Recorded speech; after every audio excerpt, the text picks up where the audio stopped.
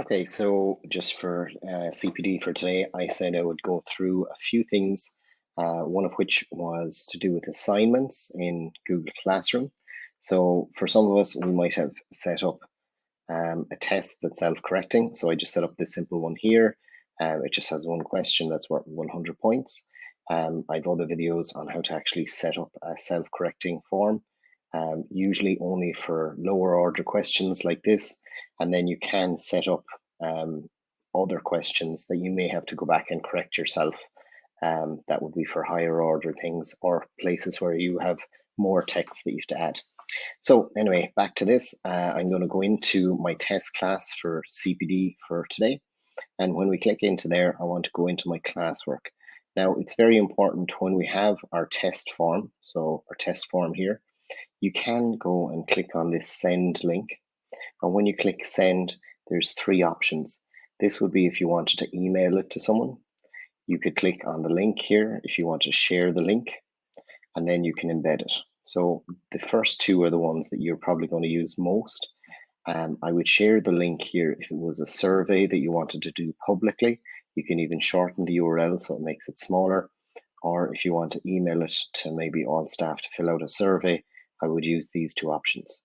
If you want to use it for an actual quiz for a class, or you want to use it as an exam for a class, you're not going to go into this at all. You're not going to use any of the send links that are here. You're going to do it through assignments. So when we go into our classwork here, we're going to click create and we're going to click assignment. Once the assignment comes up, you can give it a title. So let's say Christmas test. And then the important part here is when you click on add, you want to add it from Google Drive, not a link from Google Forms. So when you go to Google Drive, you should get all of the recent things that you've been working on. They should show up towards the top. So my form should be there. So this is my test form. If it's not there, or if I want to look for it, I can click on my drive and then I can click in here and I can search for test form and click enter. And now I found my file. So I can click on the file and I want to click insert.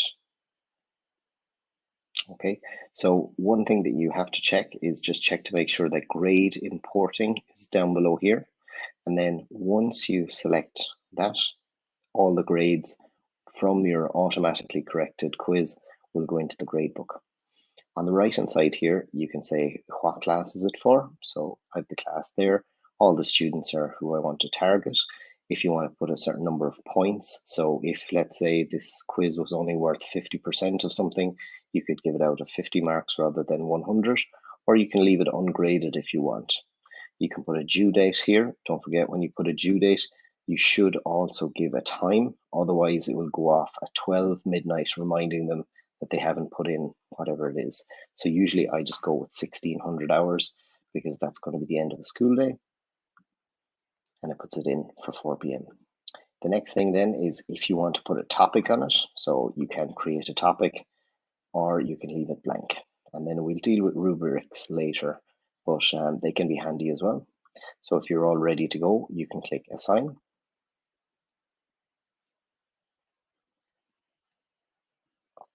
So that's that put up into the Google Classroom. Just to show you what that looks like on the student side. So at the moment, this kind of green color that's on the top is the teacher side of things, but I actually have a student set up in the red section that's here. So if I go into my Google Classroom for this, I'm just going to zoom out a small bit, just to reset that.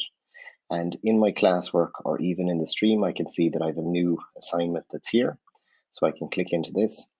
You'll see that the layout that the students see is slightly different. On the right hand side here, they have a panel that we don't have as a teacher.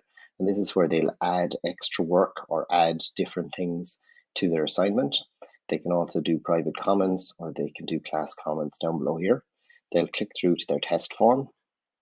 A lot of people, what happens with this is if they're doing it on their mobile phone or their mobile device, what happens is when they click this button, it actually opens the Google form in Google Chrome, Safari, or whatever other web browser that they're using. If they aren't signed in as their Mount Hawk account, which in this case I am, it's going to say that it's restricted. So what you need them to do is if they go into Google Chrome or their internet browser on their phone and they go to google.com, go up to the top right hand corner where you'll see an icon with the letter of their name, and then they can click sign in and add an account. So in this case, I'm just going to say click option 1 and click submit. And then I can open the assignment if I want. So that's just going to open the Christmas test assignment that I already had. So that's it here. And you can see that I can click on submit if I want, but it has submitted it for me. So if we flick back to the teacher side of things, we have the Christmas test. If I click on this, I can say view assignment. I can see that one person has turned it in, one person has been assigned it and hasn't done it yet. So if I click view assignment, I can take a look at the students. So I can see people that have turned it in, test student 1, and assigned is Shane Kassan. So he still has to test, he still has to take the form. If I want to, I can click on the test student and see if there is anything attached, which there isn't, or I can go back to my test for CPD here. I can go to my grade book and it should have automatically imported my grade. But wait, it hasn't. What you need to do to import the grade is go to your classwork. If you go to your view assignment here, over on the right hand side, you have this thing that says import grades. So until you have imported the grades, it's not going to put you into your gradebook. The reason for this is that if you have questions in your Google form that need you to actually go through it manually, so if you have longer questions that you need to correct manually, then it's not going to import the grades to your gradebook directly. It'll only do that after you've clicked this. So the best thing you can do is if you want to check over some of the results from some of the forms, again, you can click on the test form here.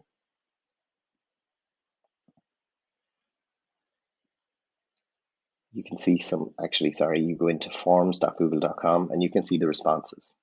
If you click on import grades, it's going to import the grades now into your gradebook. And then if I click on this, I can go to my gradebook and it now has the 100 inside there. You'll see as well that it's as a draft because I haven't released those yet. So you can click on this if you want and you can go return and it will return the submission.